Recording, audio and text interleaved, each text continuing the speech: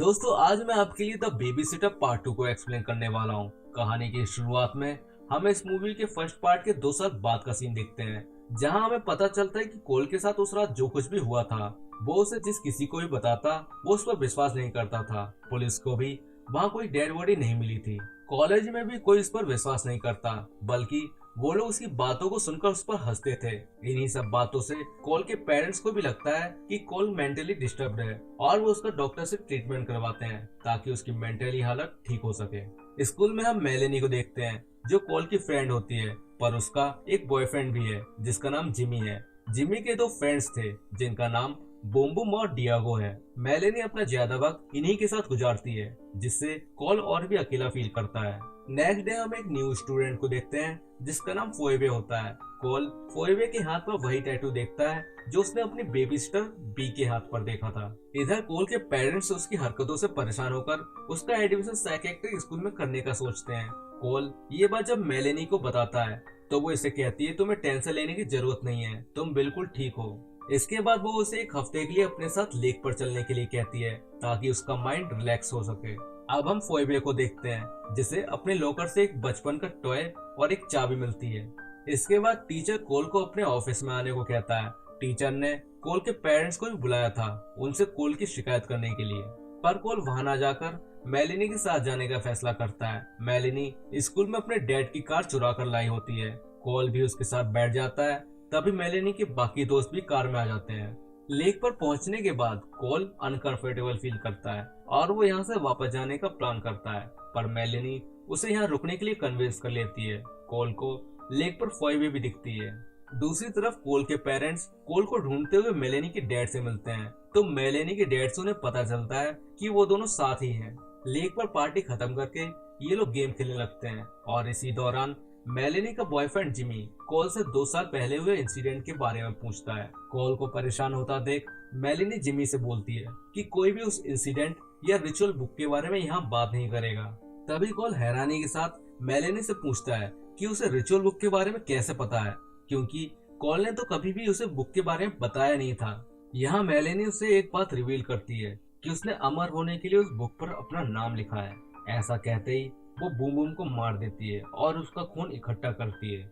इसके बाद कोल ने 2 साल पहले जिन जिन को मरता हुआ देखा था वो सब उसके सामने आ जाते हैं, जिनमें सोनिया, एलिसन, मैक्स और जॉन होते हैं।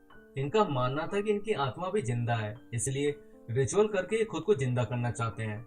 यहाँ हमें पता चलता है कि इस रिचुअल को पूरा करने के लिए इन्हें कोल का ब्लड लेना होगा, वो भी सुबह होने से पहले। तभी यहाँ फोएबे आ जाती है क्योंकि उसके वाटरक्राफ्ट में गैस खत्म हो गई थी, इसलिए वो उसे गैस लेने आई थी। जब वो बूम बूम को मरा हुआ देखती है तो उसे लगता है कि ये लोग गेम खेल रहे हैं जिसमें बूम बूम मरने का नाटक कर रही है, इसलिए वो यहाँ से चली जाती है। कोल को यहाँ से भागने का मौका मिल जाता है और वो फोएबे के साथ जाने लगता है। तभी मैक्स उनके वाटरक्राफ्ट पर क्रॉसबो से अटैक करता है, जिससे उसमें से फ्यूल लीक होने लगता है। फोएबे को कुछ समझ नहीं आ रहा था कि कोल के साथ क्या हो रहा है। कोल उसे उस कल्ट के बारे में सब कुछ बता देता है। मैक्स मेलेनी को उनके वाटरक्राफ्ट से लीक हुए फ्यूल के बारे में बताता है। मेलेनी उस फ्यूल पर आग लगा देती है जो उस वाटरक्राफ्ट तक पहुंच जाती है, जिससे वहां एक ब्लास्ट होता है। ब्लास्ट को देख मेलेनी को उनकी लोकेशन पता चल जाती है और ये कोल को ढूंढने के लिए उसी तरफ जाने लगते हैं। इधर फोएबे कोल को अकेला छोड़कर अपनी मदद के लिए आगे बढ़ती है। जहां उसे एक आदमी मिलता है, वो फोएबे के साथ बदतमीजी करने लगता है। तभी उसे बचाने के लिए कोल आ जाता है। कोल और फोएबे जल्दी से उस आदमी की गाड़ी में बैठ जाते हैं यहाँ से भागने के लिए। तभी यहाँ सोनिया आ जाती है और वो उस आदमी को जलाकर मार देती है। अब वो कोल और फोएबे के पीछे पड़ जाती है, पर कोल उसे अपनी कार से कुचलकर मार डालता है। अब यहाँ बाकी लोग भी पहुंच जाते हैं। वो लोग कोल और फोएबे को ढूंढ रहे थे। वो दोनों उनसे बचने के लिए कार के नीचे छुप जाते हैं। तभी वहाँ एक सांप आ जाता है। ये लोग डियोगो पर सांप फेंक कर उसे डरा देते हैं और यहाँ से भागने लगते हैं। तभी एलिसन इन दोनों को देख लेती है और इन पर फायरिंग करने लगती है। ये दोनों भागते हुए 2 पहाड़ियों के बीच से निकलते हैं, पर एलिसन का सर उसमें फंस जाता है। अब कोल और फोएबे सिचुएशन का फायदा उठाकर उसके पैरों को खींचने लगते हैं, जिससे उसका सर वहीं फंस जाता है और वो टूट जाता है। बाकी बॉडी नीचे गिर जाती है। अब मैक्स इन पर हमला करता है, पर ये उससे बचकर एक बोट तक पहुंच जाते हैं। मैक्स उस बोट से बंधी रस्सी के सहारे इनके पीछे था और इनके पास पहुंच जाता है।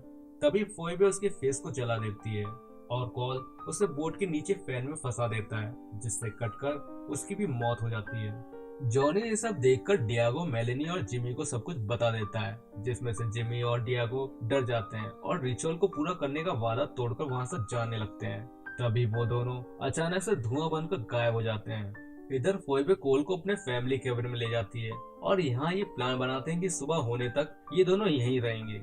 यहाँ फोइबे कोल को अपनी लाइफ स्टोरी सुनाती है।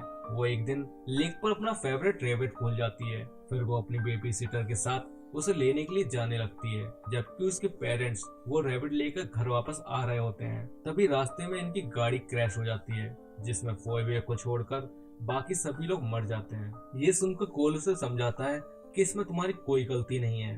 दूसरी तरफ हम देखते हैं मेलेनी और जॉन को, जो कि केविन के बाहर होते हैं। मेलेनी कोल के डैड को कॉल लगाकर बोलती है कि कोल ने काफी ड्रिंक कर ली है, जिससे उसकी मेंटली हालत काफी बिगड़ चुकी है। ये सब सुनकर कोल के फादर मेलेनी के फादर के साथ वहां पहुंच जाते हैं। दरअसल मेलेनी ने उन्हें इसलिए बुलाया था ताकि वो लोग केविन के बाहर आ जाएं, जिससे सुबह होने से पहले ये रिचुअल पूरा हो सके। खैर अब कॉल के डैड उसे बंकर से बाहर आने को बोलते हैं। वो जानता था कि ये सब मेलेनी की चाल है, इसलिए वो कुछ वेपन लेकर बाहर आता है। तभी उसे जॉन दिखाई देता है और वो उस पर क्रॉसबो से अटैक करता है, लेकिन वो बच जाता है। फिर जब जॉन उसे मारने के लिए आगे बढ़ता है तो उस पर एक झूमर गिर जाता है, जिससे वो वहीं मर जाता है। अब मेलेनी अंदर आ जाती है। तभी फोइबे उसे मारने के लिए एक चाकू फेंकती है। मेलेनी वो चाकू पकड़ लेती है। अब कोल और फोइबे दोनों भागने लगते हैं। इधर मेलेनी के फादर उसे रोकते हैं तो मेलेनी उन्हें स्टेप करके मार देती है।